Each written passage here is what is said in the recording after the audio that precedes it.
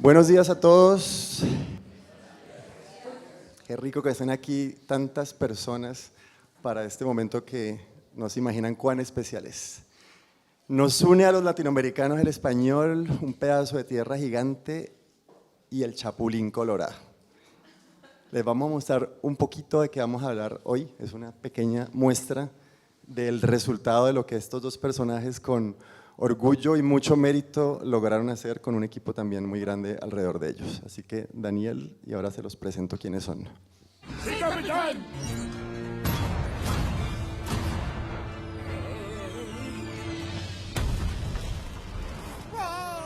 ¿Y ahora quién podrá ayudarnos?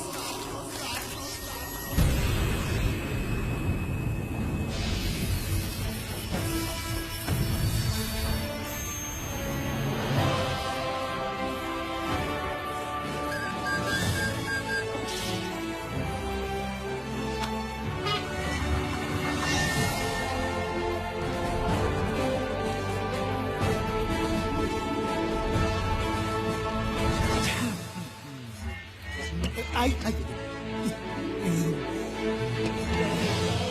¿Y ahora quién podrá ayudarnos? ¡No! ¡El Chapulín Colorado! ¡No contaban con mi astucia! ¡Ay, mamá! Un aplauso.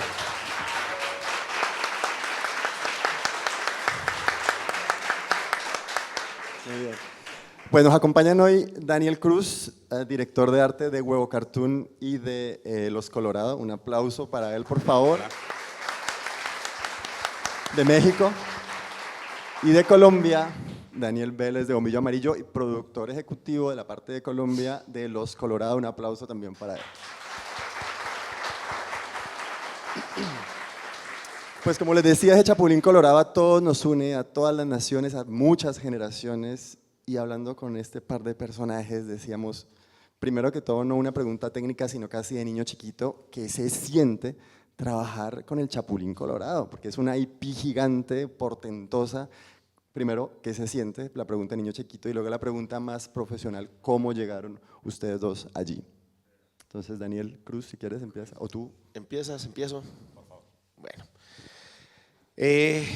Pues, a ver, Juan, es un reto tremendo, porque es que están depositando en tus manos y en las de todo tu equipo un ideal como un personaje de estos. Entonces, te enfrentas a una cosa que a veces, claro, a uno lo ven aquí parado muy orgulloso diciendo, sí, claro, yo soy capaz, yo puedo hacer lo que ustedes me pidan. Pero cuando estás detrás de cámara pensando, qué irresponsabilidad la que acabo de hacer. Acabo de echarme al bolsillo tener que respetar un ícono de toda la cultura latinoamericana que está esparcido por todo el mundo, que ha tenido no sé cuántos doblajes en cuántos países.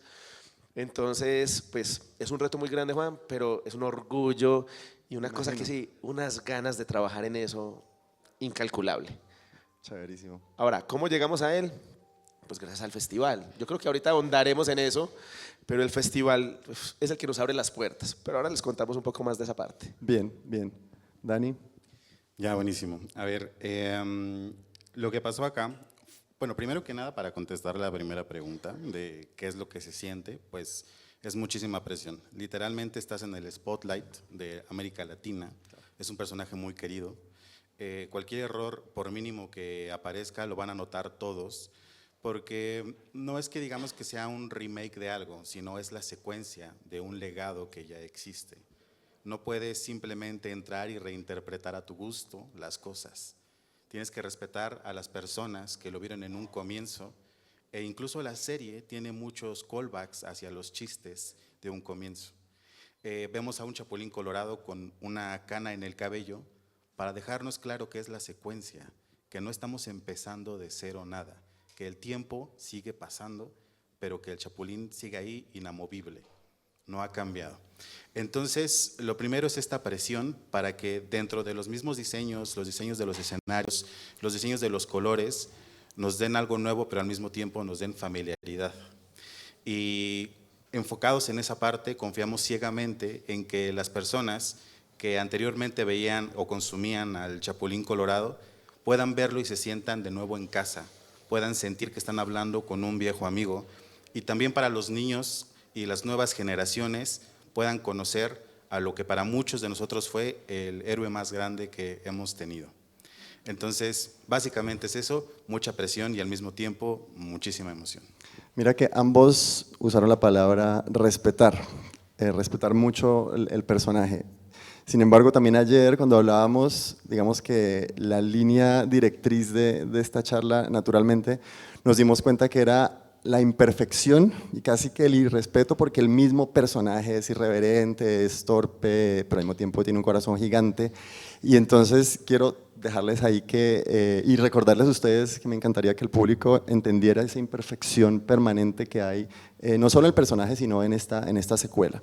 Pero bueno, la pregunta que les quería hacer, y ya desarrollaremos eso más adelante, es ¿cómo se llega a este spin-off o esta secuela y no a otra? Es decir, para los que no la han visto, es la familia del Chapulín Colorado, lo cual no parecería una decisión evidente. Entonces, ¿por qué no es el Chapulín Colorado y su esposa o su hermano, o el Chapulín Colorado solo, o más joven o más viejo? ¿Por qué con la familia? ¿Qué hace que tomen esa decisión? Ok, principalmente, a ver, son muchísimas decisiones que se conversaron junto con Grupo Chespirito para ver cuáles eran las opciones que ellos buscaban y que podía funcionar mejor en este aspecto. Por otro lado, también fue, ¿cómo decirlo?, una secuencia natural del Chapulín Colorado. ¿A qué me refiero con esto? Bueno, primero que nada, para dirigir el arte de algo así, es importante que te enamores de lo que estás haciendo. Entonces tienes que ver mucho la serie, conocer mucho a los personajes, comprender cuál era el contexto histórico del momento en el que se escribió el Chapulín Colorado. Ya hablaremos un poquito más de esto, que es todo lo que lo empapa. Pero principalmente es importante saber cuál era la intención del Chapulín Colorado, y es que sea una persona como nosotros.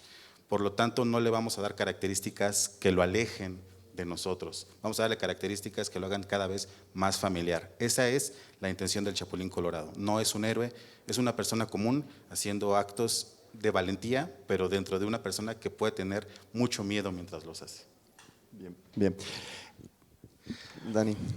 Daniel, a ver, ayer hablábamos y hablando de esa parte de la historia y demás, ahí Juan me disculpas, pero es que ayer Daniel tocó una cosa que me pareció increíble, y es cómo llegaste a esa gráfica. ¿Te acuerdas que ayer yo te hacía la pregunta? Miren, la gráfica es muy especial, es una gráfica que es muy única, donde se encontraron unos colores y el manejo y unas texturas y unas vainas, y que ahí fue donde nos dijiste que esa imperfección nacía de todo lo que se estudió del personaje. Y no quiero dejar pasar eso, porque yo creo que hay que hacerle un zoom Por muy favor. especial, porque cuando no lo contaste, yo ahí mismo me fui a los 70 y yo dije, pues claro, es demasiado evidente ahora que me lo mencionan. Sí, ok. Tenemos tiempo. Mucho. Porque o Dale. sea, esto es, ok, primero que nada yo soy prácticamente el fan número uno de esto. Cuando vemos este tipo de proyectos, la razón por la que puedes conectar con otras personas es porque tú estás muy conectado con el proyecto y le dedicaste mucho tiempo para estudiarlo, comprenderlo, verlo. Lo llegas a odiar también porque es como, no te estoy entendiendo. Literalmente hablas con el personaje y con lo que estás viendo. Pero para que esto pueda suceder, tienes que enfocarte mucho en el fondo más que en la forma. Tienes que enfocarte en qué es lo que representa este personaje. Muy bien, primero que nada, cuando vemos al Chapulín Colorado, es un personaje sumamente imperfecto. No es algo que ustedes vean y que digan, yo quisiera ser el Chapulín Colorado cuando tiene mucho miedo o cuando es muy torpe, pero sí lo somos. Entonces, el Chapulín Colorado no es una promesa, es la realidad. El Chapulín Colorado es lo que está pasando. Y por lo tanto, por la misma imperfección que puede llegar a tener nuestro personaje, tenemos que ser imperfectos al momento de entenderlo, al momento de conversarlo, al momento de hacer su mundo. Y ayer estaba escuchando una conversación que me encantó, me parece que es de Gasolina, es el estudio, y me encantó porque literalmente hablan de que cuando te metes tanto en un concepto empiezas a encontrar conexiones gigantes entre muchas ideas que hay.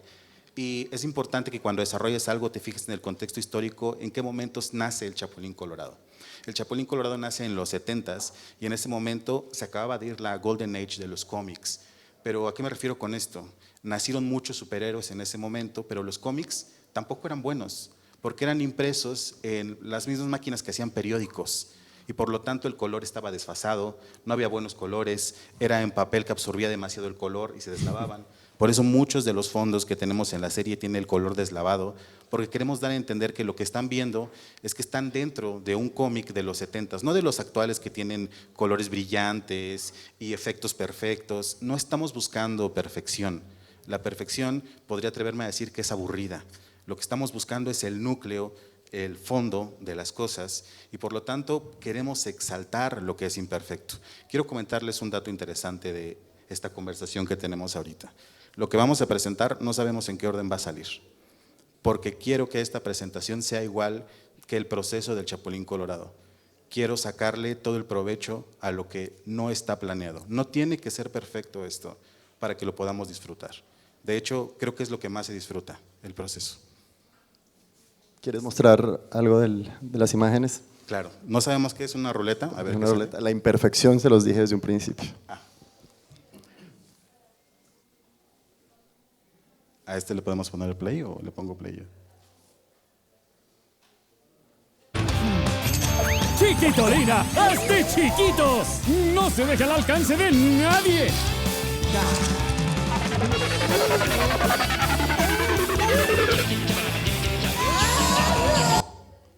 Ok. Mira, ahí vemos la famosa Chiquitolina. Entonces, cuando uno ve la serie, evidentemente aparecen todos esos recuerdos, o sea, todos esos, no todos, algunos de esos recuerdos clásicos y súper fuertes que nosotros usamos en nuestra vida cotidiana, incluso hoy. Entonces, nos preguntábamos cómo hicieron para hacer esa escogencia, porque no es exhaustiva la recreación del Chapulín, son algunas líneas y luego modernizadas. ¿Cómo hicieron esa selección o esa creación de ese personaje? Y también pensando en las generaciones que iban a tener que satisfacer, porque era un reto grande. Buenísimo. Ok, aquí todo el crédito se lo podemos dar a los guionistas, que son los que principalmente van a escribir y van a desarrollarnos al personaje, nos van a dar una línea por dónde seguirlo. Ahí la gran mayoría de los aciertos, ya sea con los chistes, ya sea con el timing de lo que estamos viendo, pertenece a ellos. Y por otro lado ya viene toda la parte de los artistas que vamos a involucrarnos y que se les invita completamente a volverse locos. No hagan esto como si fuera un trabajo mecánico de que hago esto y luego esto. O sea, esto no es un trabajo mecánico. Me gustaría que comenzáramos a ver la animación y este tipo de proyectos como arte, como una danza interpretativa más que como una coreografía. ¿Saben? La coreografía literalmente es hacer lo mismo una y otra vez y te lo aprendes y pasa. Pero el arte interpretativo abraza el error. Sales a bailar, te caes, pero es parte de la danza que estás haciendo y eso hace que sea un momento único, porque alguien que venga después de ti lo va a volver a ver y ya no va a ver la misma experiencia, va a ver algo diferente, pero justamente eso es lo que importa, la capacidad que tenemos de abrazar el error que estamos teniendo. Perdón, yo desvarío mucho, ya se me olvidó cuál era el… Está bien, esto es imperfecto, no te preocupes. Les voy a contar una cosa. Alguien en esta sala un día dijo en una reunión, a mí no me gustaba tanto el Chapulín Colorado y luego, pues me gustaba pero no era apasionada, pero luego vi la serie y me empezó a gustar mucho más y se decía aquí presente y eso nos motivó mucho, digamos, para decir, madre, es que esta serie tiene algo muy potente más allá de lo que ya era la IP inicial. Entonces creo que hay un vínculo ahí curioso con el curioso y maravilloso con el festival y que sirva esto para introducirlo a que el festival es la cuna de alguna manera de esta colaboración. Y Dani, tú tienes los datos de cómo sucedió esto, por favor, aquí en Confama, en el Festival de Confama hace 2 años. Bueno, no sabía esa parte de ese, sí. Pero me encanta que el resultado sea que ya me gusta más, porque miren, ayer hablábamos de eso y nos preguntábamos, ¿cuál es el público del Chapulín? Y la respuesta era, cuando uno lo ve dice cualquier persona, y eso es una cliché porque y los expertos y los internacionales que están acá lo saben y los expertos nacionales que cuando uno presenta un proyecto y dice eso es para todo el mundo, dicen como eso es para nadie, este ni siquiera sabe a quién le está hablando. Pero es que con el Chapulín pasa eso, como estamos los cuarentones como yo y lo vemos y decimos wow, me encanta, pero mi hijo de 2 años no se puede despegar de esos colores, pero el de 5 le encantan las aventuras, y mi esposa, que es dermatóloga, no entiende nada, pero igual se queda viéndolo. Entonces, una cosa muy bacana. Y hablando ya del festival, miren, este festival es un festival que es súper abierto a escucharlos a todos, especialmente cuando uno siente que hay algo que lo va a hacer crecer. Y eso pasó, yo recuerdo a David lanzando el festival en el claustro, y David sale de la presentación y yo salgo corriendo detrás de él. Y le digo, David, usted no sabe quién soy yo. ¿Le suena la frase? Pero yo soy Daniel Vélez y yo quiero ayudarles a que el festival tenga muchas cosas que hemos identificado cuando viajamos a los mercados para que sea muy, muy bueno, sea muy chévere, todo lo que nos hubiera gustado tener como un festival en la casa. Y Confama nos abre las puertas. Y nos abre las puertas, y parte de esa apertura fue escucharnos para saber con quién hablar para los invitados que tenían que venir al festival. Yo a Nacho Casares no lo conocía. Nacho Casares es el productor detrás del Chapulín Colorado. Y Nacho viene porque Tumbún le dice al festival, mire, él ya viene con una serie, no le puedo contar cuál, pero usted tiene que invitar a ese señor, porque yo sé que en Colombia él va a encontrar la solución a lo que está buscando. Y Nacho se viene para el festival, conoce Bombillo, al otro día del festival, eso terminamos un sábado, al domingo nos lo llevamos a Bombillo Amarillo, le presentamos el estudio, oyó las instalaciones. Le mandaron un chofer, me dijiste que Así es. viene otra vez, que esos detallitos cambian, ¿no? Hicieron el esfuerzo de venir, recogerlo, secuestrarlo un poquito para llevarlo al estudio. Nos le robamos como unas 4 o 5 horas, Okay. Lo bajamos a Medellín, citamos gente al estudio a pesar de ser fin de semana y le mostramos todo lo que estaba pasando en nuestro estudio. Ese día él nos dijo, yo con ustedes voy a trabajar. Genial. Ahí fue donde arrancó todo. Genial. Perdón, cometí el error de no presentarme, soy Juan Torres, programador del festival, y lo digo ahora porque suscribo completamente las palabras de Dani sobre esa apertura al festival, no solo desde un punto de vista de lo editorial, sino también de lo vivencial, y que permite que cosas como esta nazcan. Entonces, retomando lo que estábamos hablando del nacimiento de esa colaboración, es para nosotros importante, y sé que para jóvenes productores del público, escuchar cómo ha sido esa colaboración México-Colombia, porque eso seguramente se va a replicar y queremos que se replique, es un poco el objetivo de estar aquí. Entonces, si nos pueden ambos contar un poco de esa colaboración, creo que se los agradeceríamos mucho. Yo quiero escuchar a Daniel, ¿qué va a decir? Ok, vale.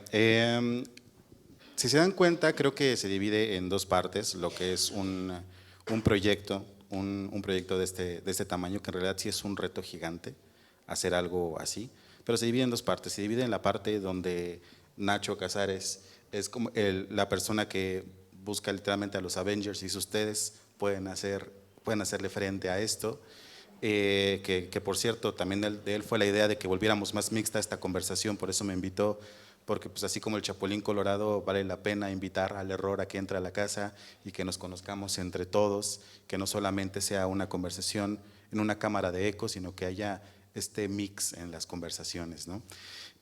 Dicho esto, siento que cuando empezamos a hacer este proyecto encontramos también muchas conexiones con Colombia.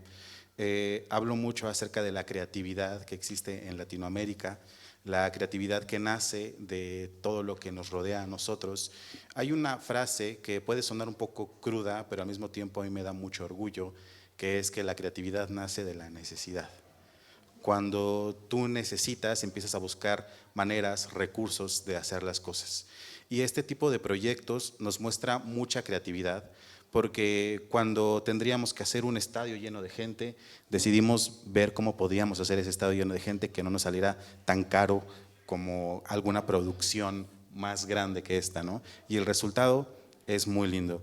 Y lo mismo pasa, puedo ver esta conexión aquí con Colombia también. Siento que son 2 países que no conozco otros 2 que estén tan conectados como México y Colombia. Es una conexión más que afín, sería una vez más, recordando las palabras que dijeron ayer, Gasolina, estas franjas invisibles que hay sobre el mundo nos hacen pensar que somos diferentes, pero en Colombia eso desaparece. Estoy aquí y a veces olvido que estoy aquí, porque me parece muy México, y estoy seguro que a muchos colombianos que van a México les pasa lo mismo, que olvidan que están en otro país. Y lo mismo sucede al momento de mezclar nuestro trabajo. Mucho del trabajo que hizo Bombillo, nosotros aprendimos, vimos lo que estaban haciendo y nos quedamos con lo que ellos, con los aciertos que veíamos, y estoy seguro que de Bombillo pasa lo mismo. Vieron algunos aciertos que nosotros hacíamos y se los quedaron, porque al final de cuentas somos unos coleccionistas de creatividad. No nos vamos a buscar el trabajo complejo, porque ya hicimos el trabajo en casa de ser creativos para dar resultados con mucha calidad. Miren, con esto pasa algo muy bacano, y es cuando uno está en la parte de la producción ejecutiva, la producción general, uno busca la perfección, porque es que la imperfección te hace perder plata. O sea, tú buscas que ese cronograma se respete al detalle, pero cuando se desfasa uno dice, ay Dios mío. Pero encontramos una conexión incluso desde ese nivel, porque tanto Nacho, Gabriel, todos fueron muy abiertos para entender que estábamos concibiendo al nuevo Chapulín, que no se había trabajado nunca, que nadie realmente sabía exactamente cómo se iba a mover, cómo se iba a sentir, cómo se iba a disfrutar, y lo que termina pasando es que nos invitan a aprender con ellos, y esa apertura a aprender con ellos hace que cometamos muchos errores donde se pierde dinero al inicio de la producción, pero que empezamos a encontrar esos aciertos y empiezan a eficientar la producción y al final terminar como queríamos terminar.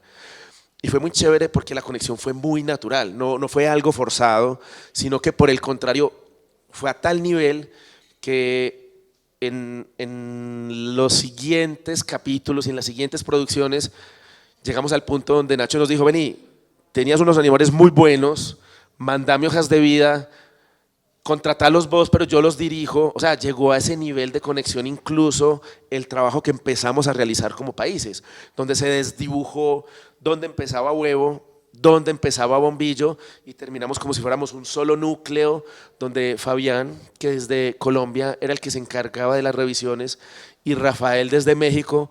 Cuando Rafa no podía, Rafa hablaba con Fabián, y Fabi se encargaba de revisarle a un montón de gente. Fabián hacía las guías de todo el estudio, entendido como Huevo Bombillo, el huevo amarillo. Pero fue muy bacano porque así lo sentimos, y de hecho hoy ya estamos haciendo otras producciones en otras áreas, ya estamos explorando el live action para hacer coproducciones juntos. Digamos que es una conexión que trascendió simplemente esta producción, lo que ha hecho es crecer, y ha sido muy bacano trabajar en equipo. Ya, vení, Dani, pero también creo que con el objetivo de aprender o de construir un poco, y siguiendo la línea de lo que no funciona bien, ¿qué dificultades había? ¿Qué desafíos y qué escollos ustedes encontraron y cómo los afrontarían en una nueva ocasión, de nuevo pensando en que aquí hay gente que va a querer trabajar en México-Colombia, por favor? A ver, muchas veces por el afán de cerrar negocios somos muy amigos de decirle a todos sí, y creo que una cosa que hemos aprendido perdiendo clientes, a veces castigando reputaciones, es que uno no debe hacer eso, Juan, porque uno de los errores más comunes es por querer gustar más de la cuenta, terminamos disgustando a la otra persona. Y nos pasó, porque al inicio subestimamos la producción y dijimos, podemos hacer 120 minutos. Claro, nosotros, toda la capacidad. Nacho, no te preocupes, aquí hay gente súper talentosa. 3 meses después, Nacho, yo creo que nos va a tocar hacer 80. Te sonó muy chapulín eso. Porque no nos dio. Pero afortunadamente fue rápida la reacción, y Nacho lo que nos invitó fue, no, venga, vamos a hacer 90, no vas a hacer los 100, los 120, no vas a hacer 80, vamos a hacer 90 juntos. Vengan, busquemos los vehículos para que eso sea viable. Revisemos no solo qué está fallando allá en Bombillo, como les dije, es que lo del huevo amarillo lo digo con mucho orgullo, porque lo que terminó pasando fue, venga, yo soy parte de este problemón en el que nos metimos juntos y en el que los metí a ustedes porque usted me dijo que sí. Entonces, venga, salgamos de este rollo juntos y empezamos a proponer soluciones. Entonces, creo que esa franqueza Creo que todos los que contratan internacionalmente lo agradecen. Es mejor que usted diga, y yo por ejemplo a Juli de Dinamita le he aprendido mucho eso. Juli, cuando Johnny Tesoro lo fue a contratar para hacer Rick and Morty, recuerdo que Johnny le dijo, quiero un capítulo. Y Julián le dijo, te hago 2 minutos. Y fue así. Porque No él tenía contabas la con mi capacidad. astucia. Sí, no contabas con mi astucia, tal cual. Pero sí, entonces fueron cosas como esas y de verdad, no sé, pues de parte de Huevo cómo lo sintieron, cómo lo vieron, pero digamos que ese es un aprendizaje que yo creo que todos deben llevarse y es, sean francos, midan sus capacidades, porque es que las relaciones son muy largas. Aquí esto pasó hace 3 años, ¿sí? Bueno, casi 2, perdón, hace 2 años. Ya vamos aquí, seguimos trabajando juntos y de no haber tenido esa franqueza, esta relación no estaría aquí con Daniel hoy hablando de todas estas imperfecciones. Claro. Dani, tú por tu lado también, si abres el corazón y nos cuentas qué no funcionaba, qué dificultad había, nos sirve. Es parte de las cosas que queremos saber también para mejorar. Ya, claro, ahí el problema, literalmente voy a aceptar que fui yo.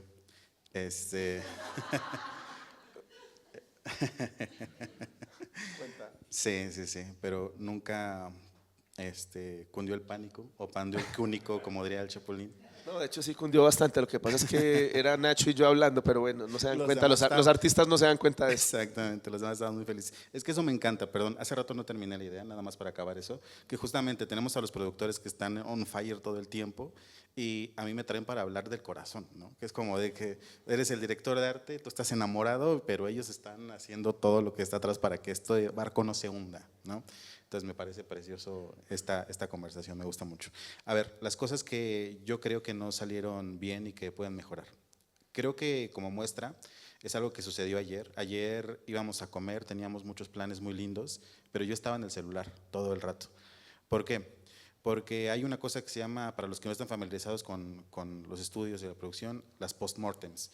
¿Qué es una postmortem? Es literalmente juntar a todo el equipo y ver qué salió mal una vez que acaban su rol dentro del estudio y que ellos propongan qué podrían cambiar para que esto no se repita, para que ellos nos pidan herramientas y nosotros darles esas herramientas para que no solamente haya una calidad en la producción, sino que también una calidad de vida y que ellos puedan disfrutar lo que están haciendo. Estas postmortems son muy importantes porque aquí es donde podemos ver todos los errores que cometimos y es esta oportunidad que tenemos para corregirlos. Ahora, cada vez que existen este tipo de postmortems nacen nuevos retos, nacen cosas que parecieran obvias pero que no lo son al final de cuentas. Y en este caso, mi auto postmortem que yo puedo dar acá es que es muy importante conversar como converso con ustedes, con cada parte y con cada equipo que tenemos para contarles cuál es la intención que está detrás de lo que estamos haciendo, para explicarles apasionadamente y compartirles esa pasión de, es que no podemos hacer que el Chapulín nada más haga esto, ¿no? Necesitamos que el Chapulín se mueva por completo y salte y diga, no contaban con mi astucia, ¿saben? Porque si tú como el corazón de quien lo está haciendo no les está expresando esta emoción y esta intención que tenemos, pues no es el trabajo de nadie más comprenderlo, es tu trabajo invitarlos a que lo sientan. Entonces, pues muchas veces, digamos que aunque hablemos casi idéntico el mismo idioma, hay errores de traducción. Y en esos errores de traducción es donde nace esta parte, donde no alcanzamos a comprender del todo qué es lo que están buscando, ahora sí que la otredad, ¿no? Y ni siquiera, siento raro decir otredad, porque somos muy similares. Ahora imagínense cuál error de traducción existe en otros idiomas o con estudios que no son tan cercanos como nosotros, ¿no? Pero sí, básicamente esa sería mi percepción. No soy muy de ser muy técnico dentro de la parte de la animación, porque literalmente nuestro director es Rafa Luna, que es maravilloso, pero a final de cuentas me parece que es eso, siempre es este pequeñísimo error de traducción, que es invitar a los demás a que sientan lo que tú estás sintiendo para que pueda funcionar. Es muy difícil dejar ir a un bebé, y especialmente si ese bebé es el Chapulín Colorado y todos te van a odiar si lo haces mal, ¿no? Y también para completar la idea del principio, creo que no dejamos muy claro lo difícil que es hacer al Chapulín Colorado, porque es un reto gigante, nadie estaba listo para el tamaño de lo que estábamos haciendo. Y creo que ustedes pueden verlo en la calidad final de lo que se está presentando. Pueden ver que tenemos muchos VFX, que tenemos muchas onomatopeyas, que tenemos mucho trabajo de color script. Básicamente hay episodios que parecen películas y es no sé cómo Dani, llegamos hasta y el aquí. tradicional que después fue creciendo, es que Nacho es muy descarado a veces. Coge Nacho y nos dice, esto va a ser cutout, pero después me dice, pero necesito todo esto en tradicional, de aquí hasta acá. Y nosotros, ¿cómo? ¿En tradicional? Sí. Nacho, ¿y eso qué? No, pues el presupuesto es el mismo, pero hay que hacerlo. Entonces, pero igual, el proyecto es tan apasionante, como dice Dani, que sí, pues dijimos, pues ándale, vamos a hacerlo. Me viene de perlas que hables de las dificultades de traducción, porque me quiero remitir otra vez a la serie original, que era en un mexicano, ¿no? Le pregunto a los colombianos, un mexicano mexicanísimo que nadie pensó en nosotros allá en México, no pensaron en el resto de América Latina, y hablaban de las tortas de jamón, que uno se imaginaba qué serán las tortas de jamón, y así muchas cosas. Entonces en el original era un mexicano descarado, digamos, y al resto de América Latina le tocó entenderlo y aprenderlo. Sin embargo, la serie ya tiene otro talante, es mucho más universal, y sin embargo también tiene sus cosas muy mexicanas. Y si no lo sientas así, dímelo, esa es mi percepción Estoy muy de como acuerdo. público. Otra vez, ¿cómo hacen esa elección? Porque es un fino balance y riesgoso balance a veces entre internacionalizar ese español en 2025 y mantener la esencia del Chapulín, que es muy mexicana, y a nosotros lo que nos gusta, hablo por mí, creo que por muchos de los que están aquí, es eso, que es una mexicana hermosa. Sí, buenísimo. Híjole, para mí es un poquito difícil porque yo podría estar aquí horas platicando con ustedes. Es Dale. como si aquí sacara las fotos de mi hijo y es como que, ven, aquí se está riendo, ¿no? Justamente esa parte me interesa mucho. A ver, primero que nada, he platicado con algunos de ustedes. La parte que más me interesa de esto es conversar acerca de cuál es la voz que tiene Latinoamérica, cuál es nuestra voz. Muchas veces nos enfocamos en el cliché para que sea universal, para que todo el mundo lo entienda, o especialmente para que se parezca al mercado que se hace en Estados Unidos, en Canadá y en Europa. Y se me hace muy interesante que en nuestra intención por ser universales perdemos nuestro lenguaje, perdemos nuestra personalidad y vamos perdiendo la sustancia que contienen nuestras palabras. Me voy a poner un poquito filosófico en este momento, porque literalmente ese es mi trabajo. A ver, existe algo que es el significado y el significante, ¿no? Si yo les digo en este momento, pensemos en un vaso, todos ustedes van a imaginarse un vaso, pero ese es el significante. El significante es nada más, dije un vaso, no le estoy diciendo qué tipo de vaso ni nada. El significante es la palabra vaso. El significado es lo que cada uno de ustedes se imaginó en este momento, ¿ok? Las palabras son muy poderosas, porque si en este momento, en lugar de decir una torta de jamón, digo un emparedado, pierde completamente de dónde nace esa palabra, pierde completamente su posición geográfica y nadie sabe en qué lugar estamos, ¿ok?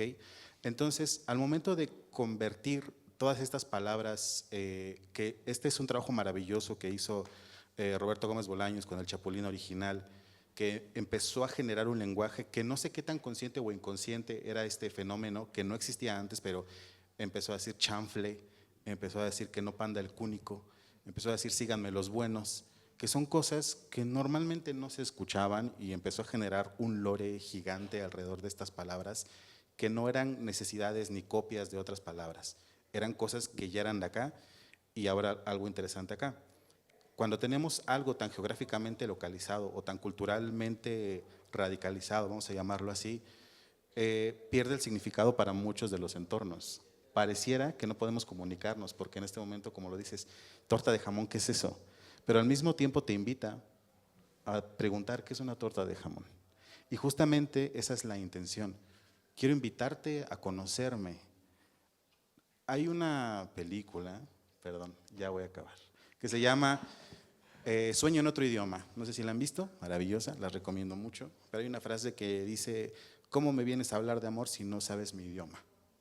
¿Sabes? Entonces justamente es eso, es una invitación siempre a comprender el idioma de los demás y invitarlos a los demás a comprender el nuestro. Ahora, como respuesta rápida para lo que preguntaste. Sí, actualmente ya el Chapulín está más universal, ya no se usan tanto frases que sean tan locales, pero más importante aún, el mundo ya avanzó y existen los maravillosos memes, existen el maravilloso TikTok, las redes sociales que nos permiten universalizar frases.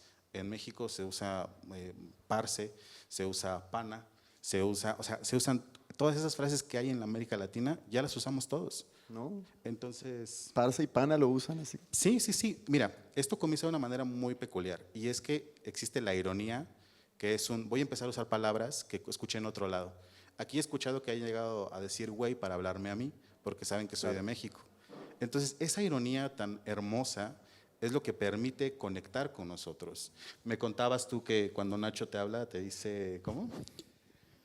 ¿Qué más, parce? ¿Cómo está en el Medellín? Así, con ese acento. Súper exagerado. Maravilloso. Entonces, justamente, creo que eso nos permite conectar más fácil. No es tanto como que ya no sea tan mexicano, sino como que hay una universalidad en el lenguaje latinoamericano. ¿Tienes por ahí algo que nos puedas presentar que ejemplifique lo que estamos diciendo en los fragmentos? La verdad es que no lo sé, no sabemos qué va a pasar. A ver. Veamos qué sigue. Que el destino nos diga. Ok, maravillosa habilidad de ser común, ¿vale? Perdón, yo siento que tengo un vocerrón, ok. El Chapulín y su maravillosa habilidad de ser común, ok. Literalmente es eso, creo que eso define al Chapulín Colorado, es común. No nos está vendiendo nada, es lo que es y ahí está y por eso creo que puede conectar con todos nosotros. Vamos a ver qué tenemos después de acá. Claro, spoiler, no importa cuándo veas esta imagen, el Chapulín Colorado va a estar siendo golpeado. Alguien se siente solo y quiere abrir un animal en pedazos. ¡Que me abras, pedazo de animal! ¡Que vengo solo! Es el tripa seca.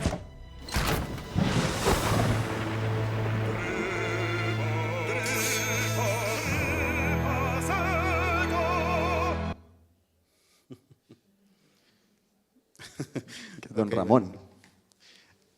¿Sí lo ves parecido? ¿Verdad que sí?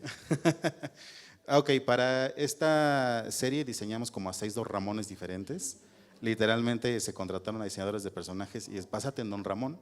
Entonces van a ver a Don Ramón como unas 6 veces. Hay algunos spoilers que no les puedo decir que todavía no pasan. Véanla, véanla. Sí, véanla. Como tal no tengo un ejemplo de lenguaje. Pues yo creo que ahí ya vimos que, que no es el lenguaje inicial de Chespirito. Sin embargo, hay una cantidad de rappels, digamos, que son lo que hablábamos, lo de la torta jamón, que no pan del cúnico y demás, y todos esos, o sea que está como muy bien mezclado.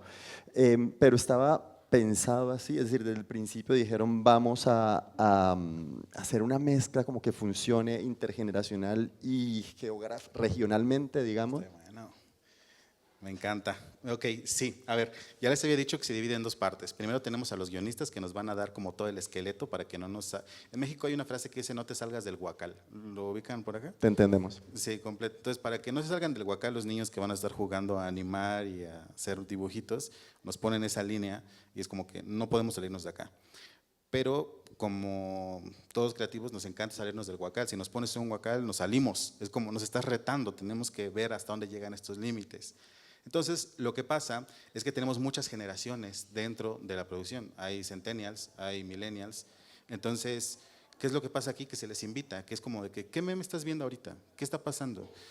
Por ejemplo, antes existía, o sea, ahorita digo antes como si fuera mucho tiempo, pero es que actualmente los memes pasan rapidísimo. En una semana se acabó uno y comienza otro. Pero, por ejemplo, hay uno que se llama Ich bin ich, no sé si lo ubican, mucha gente de aquí puede que no lo ubique, que es un lobo que está parado en 2 patas, que está bailando con una música rusa muy rara. Entonces, era como que, pues vamos a agregarlo. Entonces, en toda la serie, si alguien centennial de la generación Z lo llega a ver, va a identificar muchos memes que va a decir, ¿por qué eso está pasando? ¿Por qué está pasando en el Chapulín Colorado? ¿Por qué alguien está diciendo esa frase? ¿Por qué alguien está diciendo y soporten? ¿Por qué alguien está diciendo con el apagón qué cosa sucede? O sea, ¿por qué están pasando todas estas frases? Pues porque todos estos personajes, mientras los hacemos, alguien dice, ¿y qué tal si aquí hacemos que diga esto en específico? Y simplemente resulta gracioso. Algún animador hace que hagan algún baile o algún emote de Fortnite, el personaje en segundo plano. Entonces, si prestan atención, hay personajes bailando cosas de Fortnite, si prestan atención, hay muchos skins de videojuegos, y si prestan atención en la intro de la serie, es una referencia de 1000 cosas. Porque el Chapulín Colorado siempre fue una referencia de 1000 cosas. El Chapulín Colorado siempre fue una parodia de 1000 cosas. Siempre se alimentó de todos esos lados. Entonces, en el intro tenemos cosas, muchas cosas de Dragon Ball, muchas cosas de los Thundercats, o sea, cosas que nada más la gente de la generación que creció con el Chapulín va a entender. O sea, cuando Lina, si ven el intro, pueden ver el intro de Dragon Ball, el primerito, o de Final Bout, creo que se llama, un videojuego de Dragon Ball cuando Goku va corriendo y salen todos los villanos. Entonces, solamente una persona de esas generaciones lo va a entender, pero también hay otras que van a entender, más jóvenes, que es de los Animaniacs, cuando se presentan los personajes. Así se presenta también la familia de los Colorado. Y para los más jóvenes que han visto Boku no Hero, en la temporada número 3 los personajes se presentan y aparecen sus caras y sus siluetas y aparece el nombre a un lado. Así se presentan los personajes en el intro, ¿no? Entonces, esto es una referencia a todo, pero de una manera descarada, porque estamos abrazando esta parte de decir, es que esto no tiene por qué ser low-key cool, ya saben, como de que soy demasiado cool para que me vea cualquier persona. Si no, no, disfruten esto, nos divertimos haciendo esto, tómelo. Claro, son las capas, ayer lo hablábamos con Dani, también las capas que suelen tener estas creaciones, que si uno no pilla algo en particular no pasa nada, todo se mantiene igual, pero yo les decía que a mí me hizo morir de la risa un momento en que un villano, hay un apagón y dice con el apagón, ¿qué cosas suceden? ¿Qué es esa canción con el apagón? ¿Qué cosas sucede de los años 90? Y ningún niño lo va a pillar, sin embargo, una generación puede llegar a entenderlo y sentir que es maravilloso tener ese recuerdo. Tú, Dani, o desde la perspectiva de ustedes, ¿tuvieron que ver con esta parte? ¿Tenían acceso a esas discusiones? ¿O ya eso estaba creado y venía hecho? A ver, yo quiero recoger algo que acaba de decir Dani, porque como lo dijo él, a nosotros nos entregan el guacal. El guacal es o el animatic, que te dice, de aquí no te salgas, o el guión, de aquí no te salgas. Pero cuando Gabriel, el director de la serie, las veía, decía, ¿y usted por qué se quedó en el guacal? Si yo necesito que se salga de ese guacal. Buenísimo. Entonces, Gabriel, pero si Nacho me dijo que no, pero que salite, necesito que te salgas del guacal. Entonces fue muy interesante porque a pesar de que uno tiene que tener cierta estructura, donde aunque no estabas en la conversación inicial para ver qué ibas a agregar creativamente, Gabriel nos abrió la puerta a ser muy propositivos. Gabriel nos dijo, necesito que exageren, necesito que hagan más cosas, necesito que lleven la animación al siguiente nivel. Necesito que propongan más chistes, que pongan más humor, que sea mucho más interesante lo que están haciendo. Y fue muy chévere porque es la forma donde uno, desde la parte creativa, siendo animador, puede agregar mucha riqueza a un producto de estos. Además, que pasa una cosa que ahí sí también me pongo romántico como Dani, y es que es muy hermosa la animación, y es que somos 60 personas trabajando en un solo capítulo, y cada shot tiene el corazón de alguien impregnado en su shot. Y entonces tú empiezas a entender que hay ciertas emociones que afectan a la persona, y cuando vas a ver la animación, porque Gabriel le dijo, sálgase de ese guacal, lo ves expresado en ese shot. Pasa mucho con shot de Fabián, que fue quien estuvo liderando desde Colombia, que le metía un alma a cada cosa que hacía, un corazón, una cosa que recuerdo Nacho diciéndome al final, me regala Fabián, y yo, ni por el berraco, porque yo decía, no, Fabián es mío, my precious, no lo suelto, pero sí, o sea, muy, muy chévere, porque desde ahí es donde creativamente podemos proponer nosotros. Bien, buenísimo. Nos queda poco tiempo y yo sospecho que va a haber preguntas, o espero que haya preguntas aquí en el público, y yo no sé si te quedan más de estas, porque me dio este maravilloso chapulín aquí, Dani, que es un chapulín como él se ve, reloaded. Claro, el chapulín es lo que es, y aquí se ve como tremendo Adonis y gigante y fuerte. Okay. Entonces, quien nos haga una pregunta se va a ganar, no esta, pero alguna de las muchas que tengas aquí, te lo estoy decidiendo sin que tú me lo hayas aceptado. Adelante. Listo, entonces, ¿tiene alguna pregunta, por favor? Luego vienen a reclamar sus fichitas.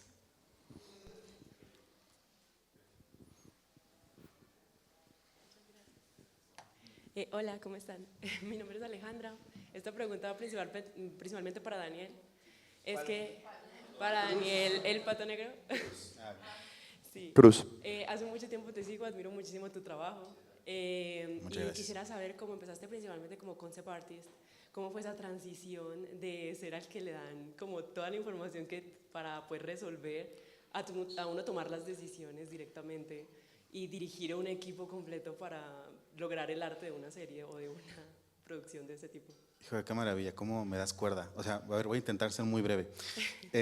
Primero que nada, empecé haciendo storyboard, pero no storyboard para animaciones, sino storyboard para comerciales. Y después tuve una oportunidad en Anima Studios para hacer fondos de una serie que se llama Fairy Tail Dropouts, que se hacía aquí en México y en Australia, me parece. Y son estas oportunidades. Aquí en México. Bien, se siente como en casa. Les digo, Queda la prueba. se los juro que no, es muy difícil para mí, me siento en casa totalmente, totalmente. Lo lamento si a alguien le incomodó. No, qué felicidad. Sí, que se producía en México y en Australia, pero todo lo hacía horrible, ¿eh? O sea, la verdad es que mi vida han sido muchos fracasos, porque entro, lo hago y la verdad es que no me gusta y a muchos no les gusta. Y eso me parece maravilloso porque literal eso lo proyecté mucho en el Chapulín Colorado, que fue como, es el héroe de las segundas oportunidades, o de las terceras, o de las cuartas, o de las quintas, y hasta la oportunidad que todo salga bien. Entonces hice backgrounds, después hice videojuegos, después dirigí videojuegos y ya después pude regresar a México y ahí ya estando en México Nacho me agarró y me dijo, oye, vamos a hacer una serie animada, ¿quieres entrarle a hacer el Chapulín Colorado? Y la verdad es que cómo decirle que no a algo así, es el Chapulín Colorado, vamos a ver qué puede pasar acá. Y entro y ya que estoy aquí me doy cuenta que todo ese cúmulo de fracasos, que en realidad no fueron fracasos como tal, o sea, no era como que hiciera cosas horribles, pero ese cúmulo de cosas donde no fue un éxito abrumador, fueron los que me enseñaron a poder tener un ojo para ver el storyboard, de cómo se hacía el storyboard desde el principio, de cómo se acomodaban las onomatopeyas, de cómo se hacían fondos, porque ya había hecho fondos, de cómo hacer el layout, porque hice videojuegos. Entonces, todo ese tipo de cosas me permitió dar una propuesta que estuviera en los talones del Chapulín, porque todavía la altura no estaba. Y es muy difícil estar a la altura de un proyecto y hay que aceptar eso. El proyecto está ahí para enseñarnos y para crecer con él. Entonces, esa fue la manera en la que llegué hasta ese punto, pero creo que lo más importante es estar en el proceso de aprender todo el tiempo, ¿sabes? Muchísimas gracias. ¿Alguna otra pregunta? No sé si conoces la palabra, Daniel Cruz, pero qué berraquera de proyecto. Eso es lo que te quería decir nomás. ¿Cómo traducimos berraquera al mexicano? Que muy chingón. ¡Ay, padrísimo! Qué proyecto tan chingón. Yo muy preocupado, ¿de qué me están diciendo? No, muchas gracias. ¿Algún otro comentario? Pregunta. Pregunta. Hola, ¿qué tal? No, bueno, Rodrigo. quizás yo soy el único brasileño acá, entonces para mí, si usted es muy famoso, ¿no? Chapulín Colorado en Brasil. Si tuviera alguna, no sé, para considerar un Brasil en esta producción. Y también la velocidad, ¿no? Chapulín original es súper despacio. ¿Cómo traducieron para animación? Uy, eso está bueno. Muy bueno. Porque, mira, Rodrigo, a ver, con el Chapulín, las audiencias han cambiado mucho. Entonces, nos tocó preguntarnos cómo mantenemos a la gente conectada. Y nos dimos a la tarea, pues porque ahí sigo y aquí me incluyo porque en esta conversación lo he tenido con Nacho, porque yo le digo, Nacho, ¿qué es esa cantidad de shots en tan poco tiempo? Esto es una pesadilla. Y él me dice, pues para que mantengamos la pesadilla y trabajemos durante mucho tiempo, va a ser peor. Porque miren qué está pasando. Nos tocó empezar a hacer un ritmo frenético en muchas partes, donde incluso los que somos más viejitos a veces nos sentimos abrumados de la cantidad de información que nos está soltando. Pero mi hijo de repente se está demorando un shot mucho tiempo y voltea la cara y se dispersa en otro lado. Entonces, parte de lo que nos tocó hacer fue mejorar ese ritmo, Rodrigo, porque es que teníamos que mantener a estas nuevas audiencias, pero tiene tantos colores, tantas onomatopeyas, tantas texturas para mantenerlos conectados. Lo increíble, yo no sé si tú lo sabes ya, Daniel, asumo que sí, es que con los estudios de lo que ya se ha visto, lo que se viene va a ser peor, es real. Nos dijeron, si estabas contando con 500 shots un capítulo, necesitamos que sea con 1000, porque la gente se está desconectando porque te estás demorando mucho en ser más frenético en la forma de mostrar las cosas. Así que sí, nos ha tocado aprender cómo es la nueva audiencia y ya que salió al aire hemos recibido un feedback muy interesante de lo que está pasando y cómo se mueve y demás, y parte de verdad de lo que se viene para la segunda temporada va a ser mucho más dinamismo. Creo que habría tiempo para una última pregunta o comentario. Hola. Hola. Ya. Bueno, yo tengo una duda, o más bien me gustaría como expandir más una parte muy en concreto que me interesa, y sería, ¿cómo es el filtro o el proceso para la implementación exitosa de elementos de la cultura popular que están vigentes en una serie que va a salir un año después, 2 años después? Yo, por ejemplo, vengo desde la parte del diseño y la publicidad, y si nosotros salimos una semana tarde con un trend, pues están demasiado desfasados. Entonces, claro, ¿cómo logran ustedes traer todos estos elementos populares y tenerlos como un elemento nostálgico, no al momento que salen porque pues ya no son vigentes, sino que es más una recordación?